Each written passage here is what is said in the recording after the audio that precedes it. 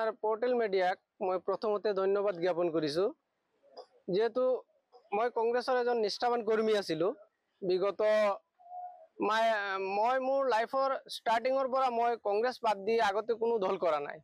এতিয়া কংগ্রেসত বিভিন্ন ধরনের বিভাজন আছে। আজি যেতিয়া 2014 চনত ভারতবর্ষত বিজেপি গভর্নমেন্ট আহিছে, তার পিছত 2016 চনত অসমত বিজেপি গভর্নমেন্ট আহিছে। এই বিজেপি গভৰ্নমেন্টৰ যিখিনি নীতি নিয়ম বা সকলো শ্ৰেণীৰ মানুহৰ কাৰণে যিখিনি বিজেপি গভৰ্নমেন্টে বৰ্তমানলৈকে কৰি আছে, যদিও মানুহৰ দৃষ্টিত মানুহে কোৱা মতে যে বিজেপি দলটো অস্পৃশ্য, এইটো সম্পূৰ্ণ ভিত্তা মিছা কথা। এই মিছা কথাৰ প্ৰলোভনত বিশেষকৈ আমাৰ মাইনৰিটি মানুহখিনি প্ৰলোভিত হ'ব নালাগে।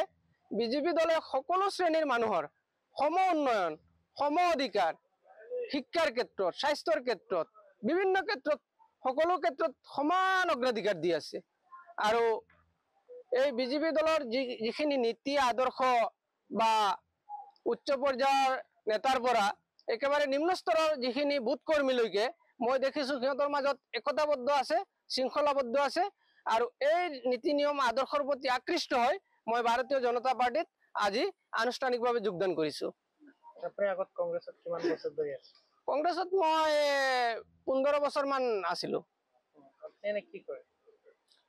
মইতো এনে ভেঞ্চাৰ স্কুলৰ এজন শিক্ষক, কিন্তু ভেঞ্চাৰ স্কুলৰ শিক্ষক হলেও মই সমাজ কৰ্মৰ লগত জড়িত হৈ আছো। সামাজিক বিভিন্ন যিকোনো সামাজিক কাম কাজৰ লগত জড়িত হৈ আছো।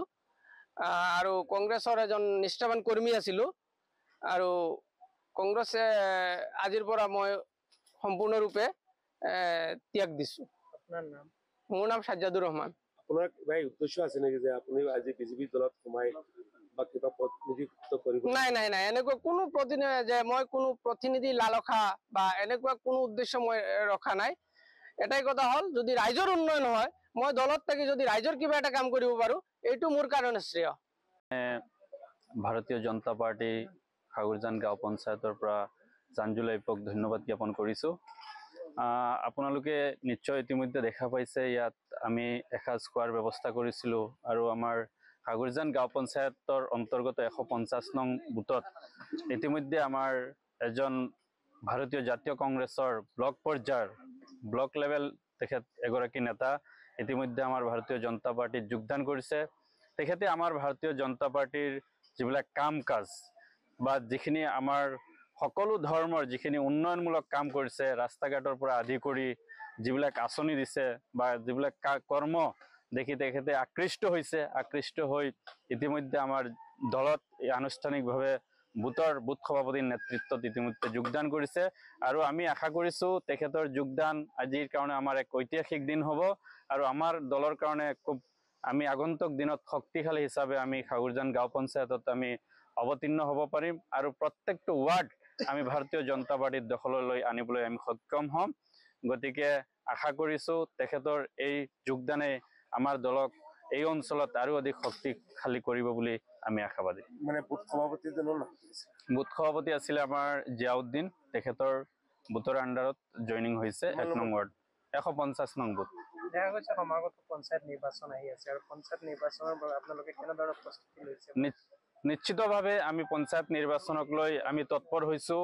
আমাৰ যদিও ভাৰতীয় জাতীয় কংগ্ৰেছ আগত আছিলে, কিন্তু বৰ্তমান আমাৰ পঞ্চায়তত দেখা গৈছে একেবাৰে তেওঁলোক দুলিচ্ছাত হৈ গৈছে বুলি ক'ব পাৰিম। যিহেতুকে ভাৰতীয় জাতীয় কংগ্ৰেছৰ প্ৰায় কৰ্মীসকলে ইতিমধ্যে আমাৰ ভাৰতীয় জনতা পাৰ্টিত যোগদান কৰিছে। বৰ্তমান আমাৰ এই জিপিত ভাৰতীয় জাতীয় কংগ্ৰেছ নাই বুলি আমি এক প্ৰকাৰে ক'ব পাৰিম। যদিও কেইজনমান তেওঁলোকৰ কৰ্মী আছে, আমাৰ কাৰণে তেওঁলোক ফেক্টৰ নহয়। আজি দেখা গৈছে আপোনালোকৰ ইয়াত যোগদান কাৰ্যসূচী দেখি আজি কংগ্ৰেছে আকৌ দেখিছে ইয়াত ভোজ-ভাতৰ আয়োজন কৰিছে, এই সম্পৰ্কত কি ক'ব? ভোজ-ভাত আপোনালোকে নিশ্চয় দেখিছে তেওঁলোকৰ ভোজ-ভাতত কেইজন মানুহ হৈছে, আঙুলিত আপোনালোকে গণিব পাৰে। আৰু আমাৰ ইয়াত দেখিছে ভাৰতীয় জনতা পাৰ্টিৰ কিমান মানুহ হৈছে।